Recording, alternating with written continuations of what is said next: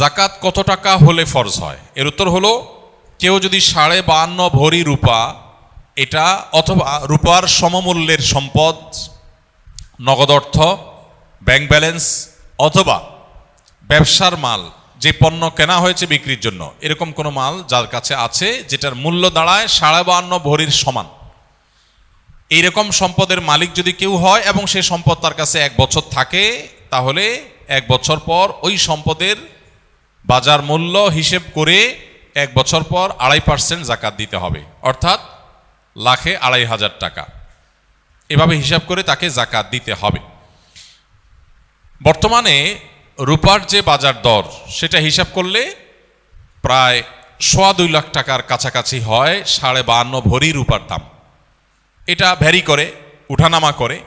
একেবারে খুব রিসেন্ট, যে এখন 2026-এর ফেব্রুয়ারি মাস চলছে, এই সময়টাতে রূপার যে বাজার দর আছে সেটা হিসাব করে দেখা গেছে যে 2.25 লাখ টাকার কাছাকাছি। এক্সাক্ট আপনি যখন দিবেন রূপার দরটা জেনে নিয়ে, যে 52.5 ভরি বা 52.5 তোলা রূপার দাম কত, সেটা হিসাব করে যদি দেখেন যে এটা আপনার সম্পদ এই পরিমাণ হয়ে গেছে, তাহলে সবটুকুর জাকাত দিতে হবে। এমন না যে এর অতিরিক্তটা জাকাত, বরং সবটুকুর জাকাত দিতে হবে। জাকাত দেওয়াটাকে জরিমানা মনে করা, এটা কিয়ামতের আলামত। সহিহ বুখারীতে আসছে, নবী সাল্লাল্লাহু আলাইহি ওয়াসাল্লাম বলেছেন, একটা সময় আসবে মানুষ যখন জাকাত দেওয়াটাকে তার জন্য অর্থদণ্ডের মতো বিষয় মনে করবে, জরিমানার মতো বিষয় মনে করবে। এটা ভুল ধারণা আমাদের সমাজে। কারণ আমরা মনে করি যে জাকাত দিলে বোধহয় লস হয়ে যায়, কমে যায়। বরং জাকাত দিলে এটা তো আমার আখিরাতের অ্যাকাউন্টে জমা হয়ে গেল, এটা বরং আমার স্থায়ী হয়ে গেল, নিশ্চিত হয়ে গেল, বাকিগুলোর গ্যারান্টি নেই। এই জন্য জাকাত দিতে পারাটা সৌভাগ্যের বিষয়। আর জাকাত কখন ফরজ হয়? এর উত্তর হলো যে জাকাত ফরজ হয় প্রত্যেকটা ব্যক্তির অর্থ বছরের আলোকে। সবার অর্থ বছর একরকম নাও হতে পারে। ধরুন আমি জিলহজের 1ম তারিখে জাকাত দেওয়ার মতো সম্পদের মালিক হয়েছি, তাহলে পরবর্তী বছর জিলহজের 1ম তারিখে আমার জাকাত আসবে।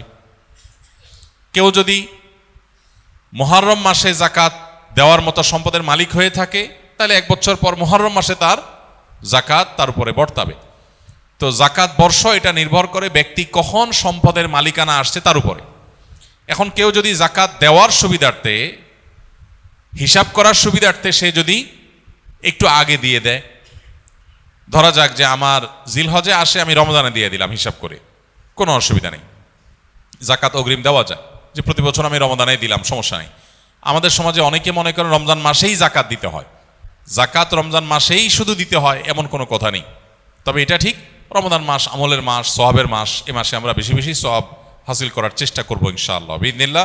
সেই জায়গা থেকে আমরা নফল দান, অন্যান্য সাদাকা করব এবং বিশেষভাবে যদি জাকাত দেওয়ার চেষ্টা করি ইনশাআল্লাহ, সেটাও আল্লাহ তাআলার কাছে আমরা বিশেষ আজরের আশা করতে পারি।